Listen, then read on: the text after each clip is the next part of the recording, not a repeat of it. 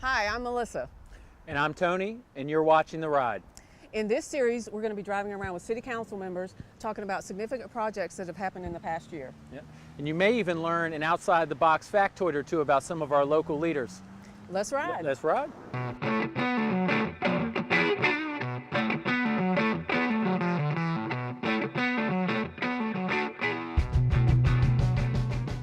So I'm just going to warn you, Mayor, we've got, this is a state-of-the-art operation here, obviously. We're going to have some viewer questions that are going to come in along for the drive, and I can't attest to how relevant they may or may not be.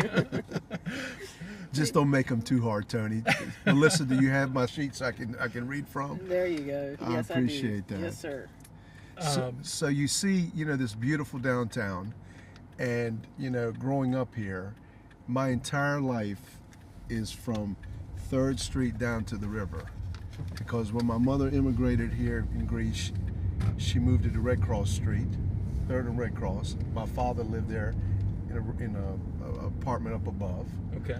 My grandparents had a restaurant on Front Street.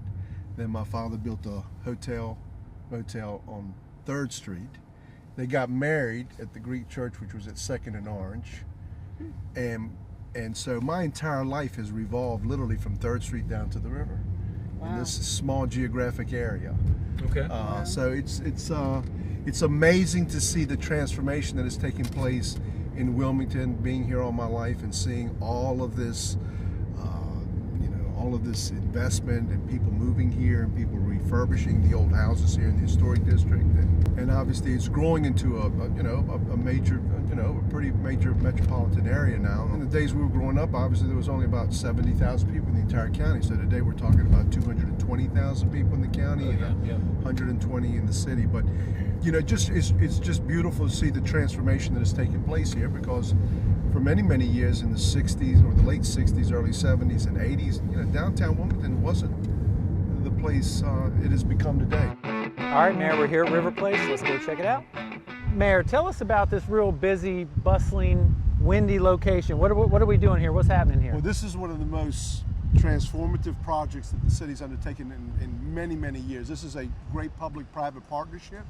Old parking deck that was coming apart. The city said, we need to redo it. Let's see if we can find a private developer that would come in and put some residential units in, which there's going to happen here. 171 additional housing units in the downtown area. A company called East West out of Chapel Hill, North Carolina. It's reconnecting our Chestnut Street with Water Street. It's going to have also public open space, over 30,000 square feet of retail space on Water Street. Just a magnificent project for our community, something that we worked on for over a decade, something that I think that all of the citizens are really going to enjoy when it's finally complete. It's a magnificent looking building. We knew that the Vision 2020 plan said having a parking deck on the riverfront is really a poor use of space. Exactly. How is that going to get around? Well, you're not going to be able to even tell it's a parking deck. The parking deck is in the back. It's going to be architecturally designed where you can't see it. Retail on the street level, which activates our street, and then of course housing on the top levels. We're actually going back to the historic layout of Chestnut Street all the way to the river. If you're walking along Front Street, which people often do, you can just continue walking on down to the river, and you'll be able to see it now. Yeah. Well, Mayor, it's really hard to understand. Like, I live in Monkey Junction. I see something coming in downtown, $60 million project. What does that have to do with me? Why does that help me as a citizen in the southern part of the city? It helps everybody, because when you have a healthy community, a healthy city, people want to move here, businesses want to relocate here. It helps our school system, it helps our aging population, it helps all of us because it increases our tax base, it gives us the ability to do other things like amphitheaters and river walks and things that people like, that making a city attractive and a cool place to live. Yeah, a project like this, $60 million of tax revenue on that would benefit the entire city would be probably several $100,000 a year, I would think. Yeah. So, it's just not happening in downtown. The energy is everywhere. This is a very popular city. It's one of the most popular cities on the East Coast. That's why people are gravitating here. I think the challenges that we all have is, with all these people that are migrating here and moving here, how do we continue to protect the character of our community? How do we protect the ambiance that people move here for, the quality of life? But look, I'd rather have that issue than have people leaving my city, having a city that's dying. It's a part of the growth issue that we're going to be dealing with here in southeastern North Carolina for many years to come.